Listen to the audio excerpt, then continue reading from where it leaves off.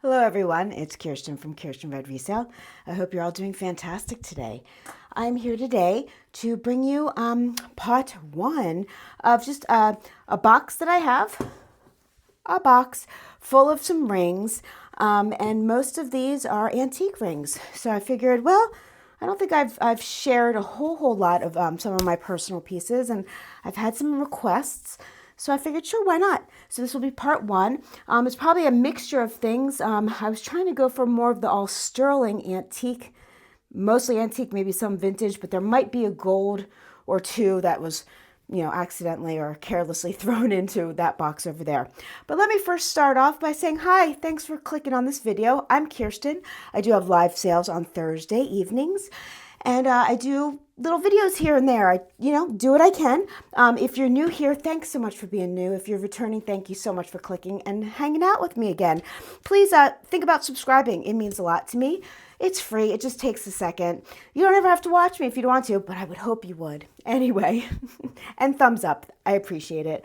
They tell us to say these things, so I'm just trying to stick with the rules. So I'm just going to start. Let's see. I'll just grab this one. Okay, so this one, I guess I should show it to you. So this one is interesting. This is okay. This is an old ring. So this one is an actual true antique. This is called, ready? A toi et moi, which means, ready? It means you and me. Isn't that fabulous? So this one is, I don't even know, late 1800s, about there. Unfortunately, so this part, the ring part, is white gold, but these are not real. Those are just paste glass. Maybe at one point, these had real diamonds in it. I'm not sure, I know that every now and then they would have to replace things because of money, or they couldn't afford it. But it is set in gold. So I'm assuming at some point there might have been, who knows, they might have not even been diamonds. But what's interesting is, even though this is some sort of glass, I was told it was like a white sapphire. I don't know that for sure, one way or the other. But it is cut in an old European cut. So even if you found one that was glass or just some really low grade, what I would consider nowadays like a trash stone, things that people don't use anymore, they still paid attention to the way that it was cut. So, I took off my ring. So look, so it actually is quite lovely. One day I hope to replace these with other stones, but just a really, really pretty ring. There's that one. This is the toi et moi. So you'll find that if you see two stone rings and they're like not next to each other, kind of askew, that's normally what they're called. I just really lovely sentiment, in my opinion. Okay, so let's see. We'll do the next one. Oh, everyone loves this type of thing. This is a dragon's breath. I have a few of them. There's just one, I think, in this box. This is beautiful. This is a little bit of a different style than I have had in the past. I actually bought this one from Tanya from My Jewelry Addiction, I don't know, a year ago or so.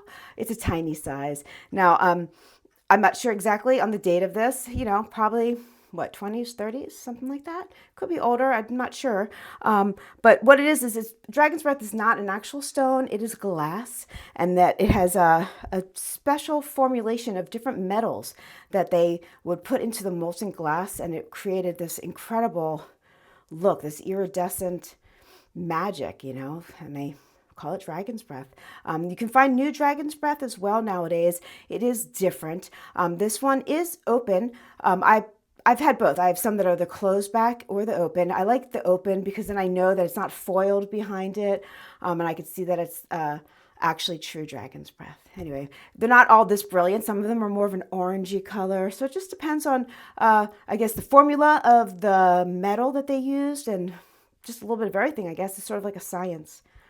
Really, really beautiful. Very magical. So we've got that one. Now this one is from the arts and crafts period. And it's, to me, this was very beautiful. Now this is sterling silver, but if you look at the stones, these are actually sapphire. And look how they are cut and inlaid in there. And at first I thought maybe it was just glass, but there was something about it. And I looked up in the loop and I'm like, no, there's like these variants in it. And I don't know. I loved it either way, but then I did test it, and then I took it somewhere because, I'm not a gemologist, and so I just play one on TV. Oh my gosh. That was such a bad mom joke. I'm sorry, everyone. Anyway, it turns out that these are sapphires. But look how they are cut and inlaid in there. I do not know the name of this. It is almost seamless. It's absolutely stunning. It just catches the light. There's just something about it. Anyway, I love this ring. And I paid a pretty penny for it, you know, and they didn't tell me it was sapphire. So, you know, I got lucky, I guess, with this one. But regardless, I love it. So there was that one. Okay, how about this one? You ready for this one? This one's really cool. So there's another glass, I know. It's called Peacock eyeglass, Peacock glass. And that's one of these. I've had a fascination with this glass for, I don't know, 15, 20 years. I couldn't even tell you. And I, in the past, have had Peacock glass. I had it in hat pins and a brooch. And I wasn't into it then. Like, I don't know. I mean, I was into it, but it wasn't my thing, let's just say, you know. And I just, you know, sold it and didn't think twice. And then in the last like 5, 7 years, I was like, wait, I really love this stuff. And it is extremely expensive. I was blown away, you know, just like anything, things change. You know, the harder it is to find, the more expensive, and, you know, just the way it is. But I was able to find this beautiful antique ring, and, you know, it's little, and if you all know me, I tend to wear bigger rings, but sometimes, you know, beggars can't be choosers, you know, so this was sort of in my budget, and I thought it was very lovely. Now, this is I'm going to be honest, this is a mediocre one, okay? It's very pretty, okay, but there are some. Oh my gosh, if you look them up, please look up Peacock glass, Peacock eyeglass. There are some that have like, I wish I had an example, but like, you know, triple dimension. There's, oh my gosh, it's, you know, they'll have some more purples in it, and, you know, just like any glass that's a formulated thing, as far as like the drag is, they're all going to be different. Some are better than others, and that's no different than this. So this one is an average one, okay? But average on something that is obscure and hard to find kind of elevates it a bit. Would I normally pay this much money for a ring of this size and you know, style? Probably not, but you got to start somewhere. So I figured I'd start with this. So I respect it, and hopefully one day I will be able to afford, you know, one maybe just a little step above it. But in the meantime, this fills that little void that I had, and I needed it filled. So I'm very thankful to be able to have that ring. A little weird, I know. I get emotional. I get emotional with my jewelry. It's just a thing, and I'd like to blame it on my age, but it's not my age. It's how I've always been. Okay. This is gorgeous. This is old. I don't know. It's 100 years old or so. Beautiful. I've sold a bracelet and one of my other rings, and this one is going to stay with me. Gorgeous. Late 1800s, maybe early 1900s. This is true moonstone. So this is not rainbow moonstone. This is like Celion. Is that what it's called? Celion moonstone. It's, oh my gosh. I don't wear it often because when I really love something, don't do what I do. When I really, really love something, I kind of put it away and just go and look at it every now and then. I'm very hard on my hands and my jewelry because I work with my hands a lot. So I like to know that I have these beautiful pieces, and it's not right. You really, please wear your jewelry and love it, okay? I'm just a little weird, you know, call it OCD or whatever you may, but I like to know that it's here. If I need it, it's here, and it's beautiful, and it has a really, I don't know, it just feels really happy on my hand. I'm happy when I wear it, so I don't know. It's just a thing I love. I really do. I should stop buying and selling them. I should buy them and keep them, but I know everyone else really loves this stuff too. And, you know, if I'm able to get it, you know, at a good price, because sometimes people can't find it. I have a hard time finding stuff too sometimes. So, you know.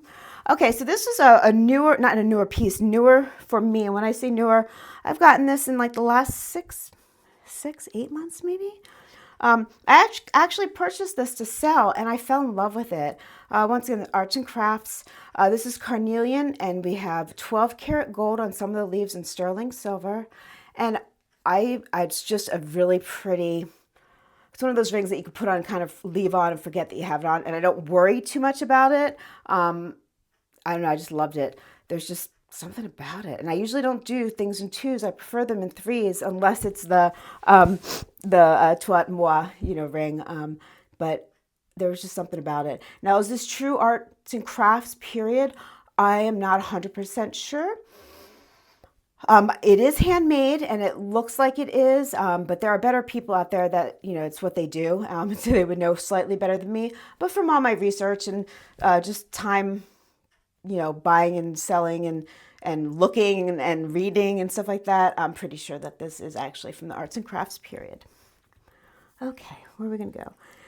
We'll do these two. So these are, one is older than the other. So these are both Morpho butterfly wing rings.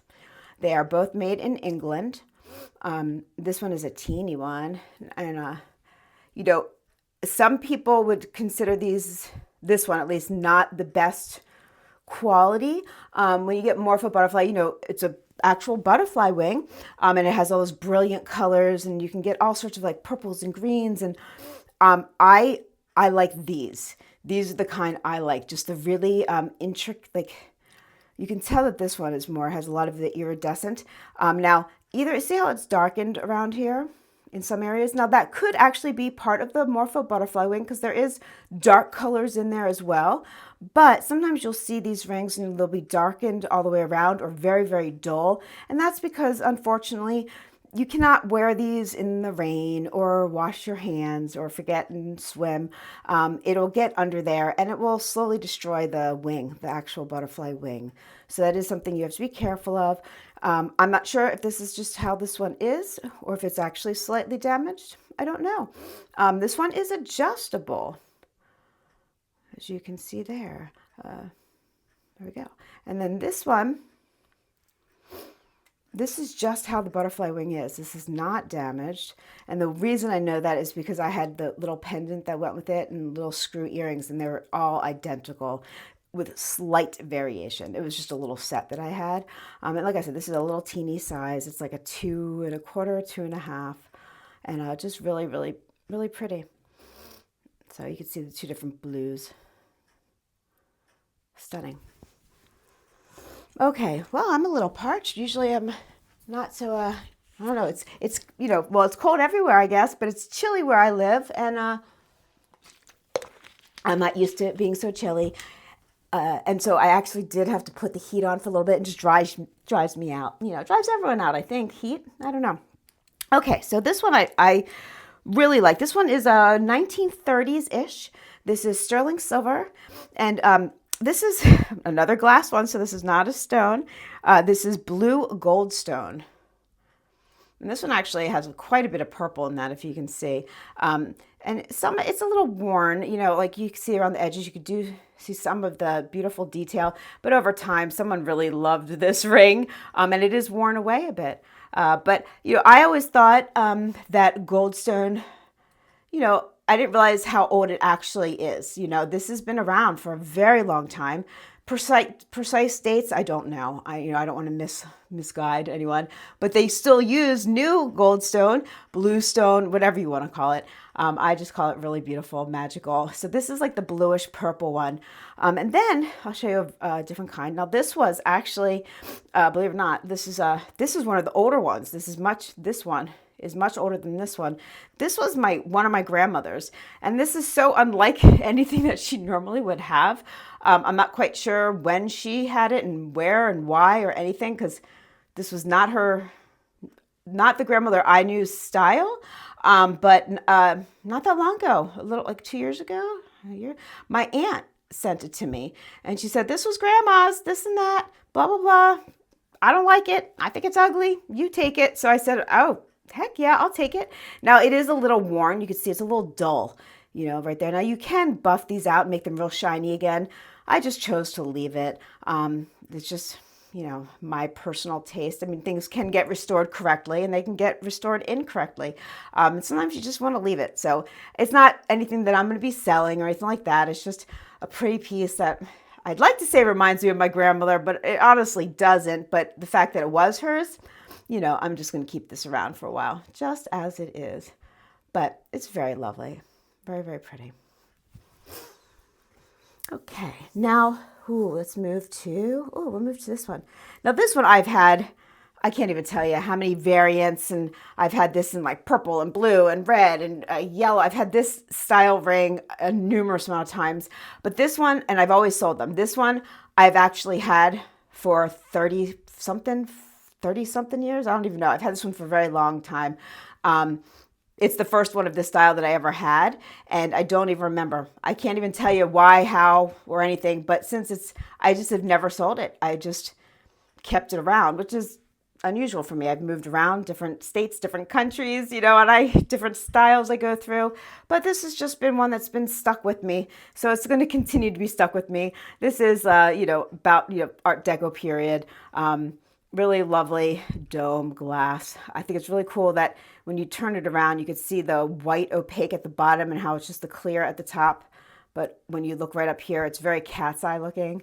And it does have a glow. And it's, there's some little scratches on here. Not much though, considering me, I own this. You would think it would be destroyed. But I don't know. It's just stuck with me, and I don't know. It's just been one of those things. It stays with me. It's just kind of magical. Yeah. Okay. We'll move away from that. Now, where are we going to go next?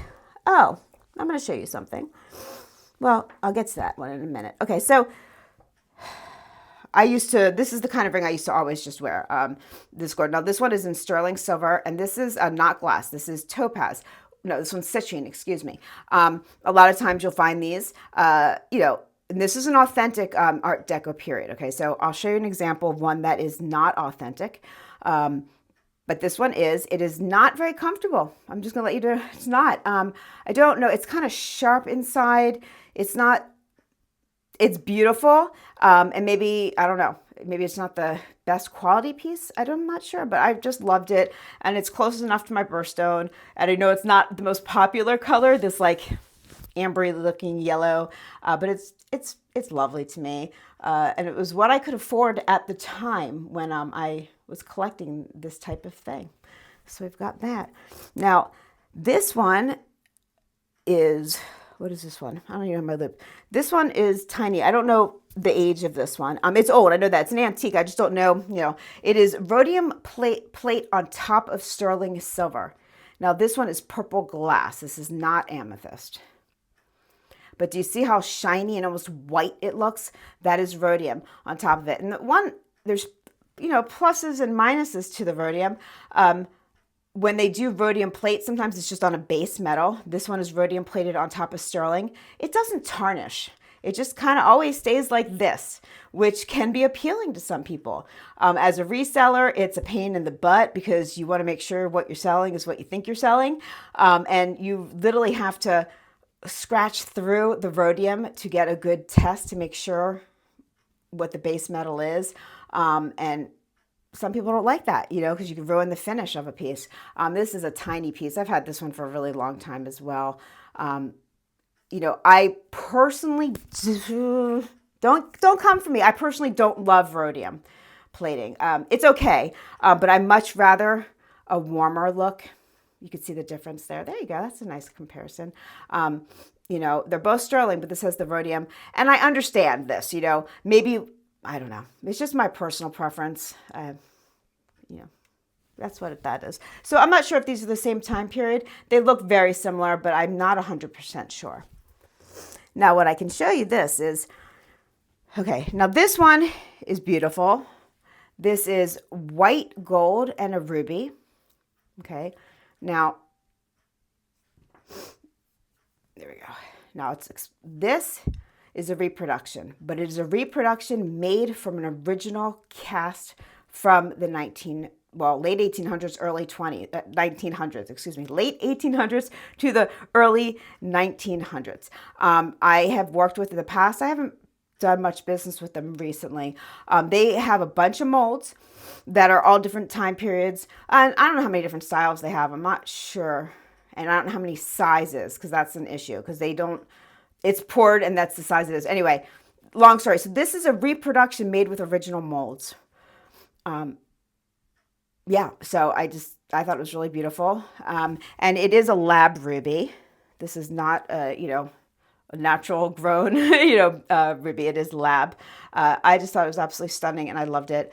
So my husband said, sure, let's get it made for you. And these people would do like custom pieces at times. They use their molds, and I have a really small finger, so they were able to make this one to fit me. But when I buy not the gold ones, but the sterling ones, they don't. It's like, it just comes in full sizes, like 6, 7, 8s, and 9s, like that kind of thing. Anyway, just it's a nice thing to, if you like this style, but you want to, I know there's plenty of jewelry houses that make new, whatever. I just like the fact that this is made from an original mold, but you need to be careful because, someone like, let's say, I don't know, eBay or wherever, Etsy or whoever, even Ruby Lane, you have to be careful. Well, you got to be careful everywhere. They will, some people know and some people don't know. People make mistakes, but they'll say that this is, whatever, 1900s, antique, blah, blah, blah, blah. Well, it's not though, okay? It's not. This is a newly made using old molds. So you just have to make sure that whoever you're buying from, that you trust them, or buy it because you love it. Don't buy it because of what they say it is. Now, if you're a true collector, obviously you need to, watch out. There's a lot of people that, don't know what they're selling. There's people that make mistakes. There's people that do know exactly what they're doing and they're just not honest, okay? So just be careful when you're buying some of the old stuff. Well, I guess anything. I mean, there's a whole thing with Native American jewelry too now, and I've been fooled, and you got to be careful and it's hard. So I think what I'm going to personally do, I'm going to stay away from anything new unless I know specifically that dealer, like someone I've dealt with for years. If it's someone, because, people make mistakes and, it's getting crazy out there. It's getting crazy in this world. Okay, so this is beautiful. I bought this one from Doug from Raven's Chest. And this is sterling silver and sodalite. And it's just so architectural. Look at that. Very deco. And, I loved everything about it. I like the size of the face, the round of the stone, the sides. And what I really, really, really loved was that there was no marcasites. I'm not calling bad on marcasites. I do have some marcasite rings that are absolutely stunning that are old. But marcasites can fall out. They can be a pain. Granted, the old marcasites tend to really stay in their rings really quite well. But this just looked different to me because there was no marcasites. It's kind of a masculine ring, and I love that about it. I don't know, it was different to me. And I trusted my friend there at Raven's Chest, and I bought it, and I love it. So I'm thrilled with that one. Okay, speaking of marcasites, this one is a true deco one. There's just like everything else. There's new, there's old, there's crap, there's not crap. This one was my mother-in-law's. I actually have a necklace that goes with it. So this is old, and these are all original marcasites. Like I said, old, marcasites, they just hang in there. And these are actually, if you look really, really close, I don't think I'll be able to zoom in as well as I should on this. They're actually held in with tiny, tiny little prongs. They're not just glued in there. Absolutely beautiful. This is Carnelian. Excuse the dirtiness, it's been sitting around. But this is quite a heavy, heavy ring, really well made. And it's just beautiful. Look at that Carnelian, stunning. And then I have this marcasite ring. Now this one is very old as well. Oh, and there's my puppies. They always have to say hi. And I just bought this because I went through a phase. Where this particular Chalcedony was my favorite. I think I've sold off most of it at this point. I might have one piece left. I'm not sure. Oh yeah, I think I have a bracelet that looks nice with this ring. This is also, I don't know if this is 1920s. This might be 30s, perhaps. But it is very, very lovely. I do not know if these are all original marcasites. I didn't care. I just bought it because I really loved the stone, minus that fuzzy. And I look at the undercarriage. How beautiful. The attention to detail. Really beautiful ring. So I think I've kept two. This and a bracelet from my crazy collection of obsession. Now this one I bought very recently. I bought this one from Leslie at Black Dog Vintage. And this one's this is fabulous. This is Egyptian Revival. We have a beautiful pharaoh or princess. I'm not sure, but it's Egyptian. And then we have the little ankh. Excuse my nails. Oh my gosh. Now it's a big, I have tiny fingers, long but tiny. And so everything's big on me. So I had to use one of these little things for to make it a pinky ring. But look at this abalone. Oh my gosh. Like what? I sell a lot of abalone. I don't think I've ever personally have had this gorgeous piece like this ever, ever. Unbelievable. This is going to just stay with me. You can't get this anymore. At least I can't. I get old abalone, but I've never had it like fuchsia and greens and unbelievable. So this is a stunning piece. So I'm very happy to be able to have that beauty. Well, let's see. I think I've shown enough. I don't know. Am I missing anything that's in my little box? Well, I'm missing some stuff, but oh, I know what I can show you real quick. So this is a little bit of a new, when I say newer, I don't know, this one from like the 30s or 40s. So this is with a, beautiful picture, agate. And I love this stuff because I know there's a real name for that agate and it's spacing my brain. It looks like a little tree, doesn't it? And with this one has the, 8 karat or 9 karat gold and sterling silver. I've had this one for quite a while. I wonder if it still fits me. And you do find these out there in the wild. And if you do pick them up, because they're beautiful. And eventually we're not going to be able to find these so easily like we can right now. Especially with a little bit of gold on it. Really sweet piece. Not uncommon, but I don't know. Still beautiful all the same. And then this is something that, okay, this is old and new. This is something I put together. Oh gosh, God help. Don't criticize everyone. So this top part is an old piece. And it is 14 karat gold and pyrite, gold pyrite. And it didn't have, I don't know if this was originally a ring or a brooch, but there was nothing. It was just the bevel edge and the stone. And I've had it for years, sitting around. I probably bought it for the gold scrap value. I got to be honest. I used to just scrap metals, I figured, no, this needs to be a piece of jewelry because I just thought it was too cool. So I popped out the stone, soldered on, not great, but soldered on just a sterling little hand forged band. I didn't have the money for the gold, honestly. So I just did it that way. And so it's just a pretty piece. It's, I like to save jewelry when I can. At my skill level, I can only do so much, you know what I mean? But beautiful piece. But this is Victorian. This is actually Victorian. I have a bracelet and everything that looks great with it. That is Victorian as well. So I'm not sure, like I said, I'm assuming it was maybe a brooch at some point. I do not know. But there's the back of it. So just some ideas that you can get out there, that you can save pieces, even if you don't have the capabilities to solder, you can, if it's something you love, you could take it somewhere and they can do it for you, I don't know. To me, it was worth saving. Absolutely. Well, I think this is a nice part for part 1. Anyway, this is Kiersten. Thank you so much for clicking on the video. Let me know what pieces were your favorite and what would you like to see in the next part 2. Do you want to see ones that are more like fine jewelry? I don't know, maybe some bohemian garnets. We'll figure it out. Okay, anyway, thanks so much, everyone. Have a great afternoon. Hugs and love. Bye-bye.